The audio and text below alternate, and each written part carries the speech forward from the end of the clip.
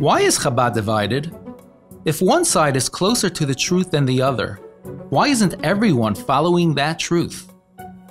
The idea of there being a split and two different ways and opinions and manners of understanding something can go as way back as from the beginning of the giving of the Torah, but probably one of the strongest times of it is amongst the students of Rabbi Akiva.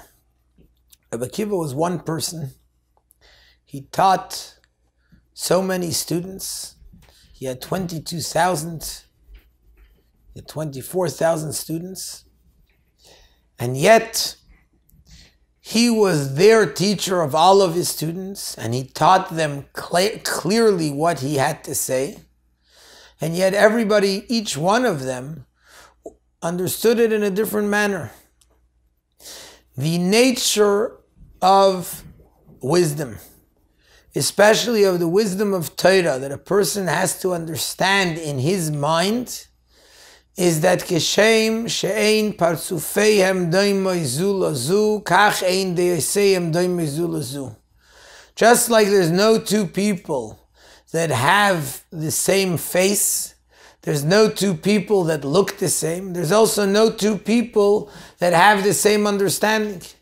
Every person takes things and understands things in his manner and in his way of understanding it.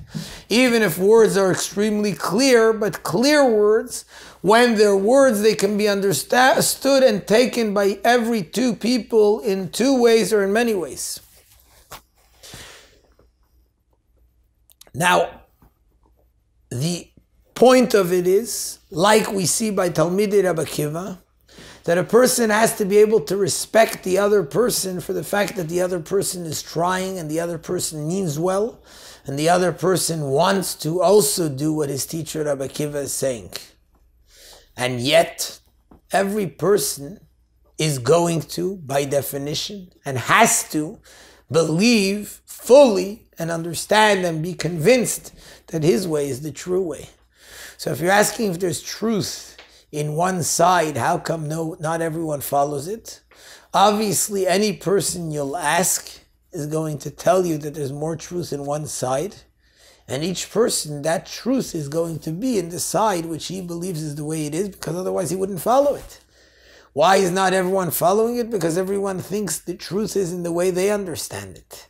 So the Rebbe does say clear words, and everyone agrees with the clear words of the Rebbe. But everyone has their understanding the way they understand it and recognize it. And yet each person obviously feels that he's so 100% true his way that he can't even begin to fathom how someone can say differently. And yet what the Rebbe demands of us, just like Rabbi Akiva demanded from his students, is that it has to be in a way of nagu kavod. People have to be able to respect one another, not compromise over what they believe is the truth and the reality of what the Rebbe says.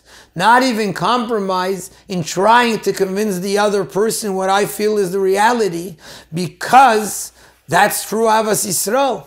But yet doing it in a respectful manner and recognizing that he has the right and he has the ability and he has he's able to and supposed to learn and understand things in his way. I can try and convince him of the truth the way I see it, but to do it in a respectful manner while having full respect for the other person.